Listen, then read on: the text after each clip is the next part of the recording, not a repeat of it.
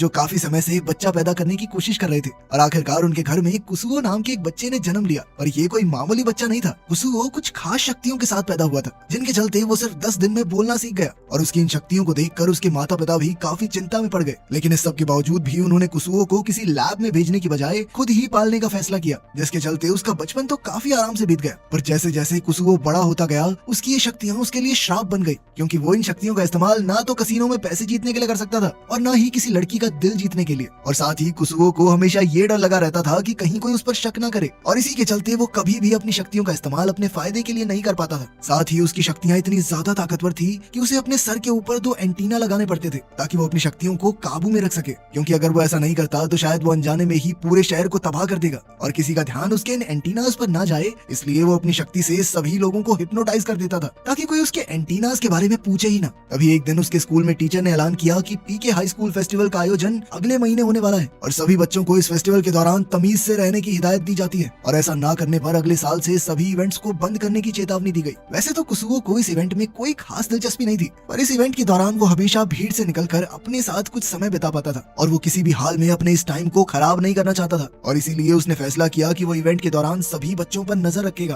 ताकि कोई गड़बड़ी ना हो। इधर टीचर की क्लास से निकलते ही हीरो नाम का एक स्टूडेंट सामने आया और उसने अपने आप को खुद ही क्लास मॉनिटर के तौर पर नियुक्त कर दिया। और अब उसका कहना था कि उनकी क्लास इस इवेंट में ओरिगामी एग्जीबिशन करेगी, पर उसके इस आइडिया से क्लास के कई बच्चे सहमत नहीं थे, क्योंकि वो इस इवेंट में कुछ और दिखाना चाहते थे। क्लास खत्म होने के बाद निंडो नाम के एक लड़के ने पीछे से आकर कुसुओ की आंख कवर कर दी, जिसने कुसुओ को काफी हैरान कर दिया। असल में कुसुओ की शक्तियों की वजह से वो किसी भी इंसान का पता 200 मीटर दूर से ही लगा सकता था, पर निंडो एक अजीब सा दिखने वाला लड़का था जिसका दिमाग हमेशा खाली रहता, और इसी के चलते वो बार बार कुसुओ तक बड़ी आसानी से पहुंच जाता। और अब वो कुसुओ के साथ स्कूल के एग्जीबिशन के लिए पत्थर ढूंढने जाना चाहता था, जिसमें कुसुओ को कोई दिलचस्पी नहीं थी। लेकिन इससे पहले कि वो निंडो को मना कर पाता, तभी शान नाम का एक और अजीब लड़का वहाँ पहुँच गया। असल में शान को लगता था कि डार्क रीयूनियन नाम की एक सीक्रेट सोसाइटी पूरी दुनिया को तबाह करना चाहती है, और ताकि कोई उन सब की बातें न सुन सके, इसीलिए वो निंडो और कुसुओ को स्कूल की छत पर ले गया, जहाँ उसने बताया कि उसे ऑर्गेनाइजेशन की तरफ से एक लेटर मिली है जिसमें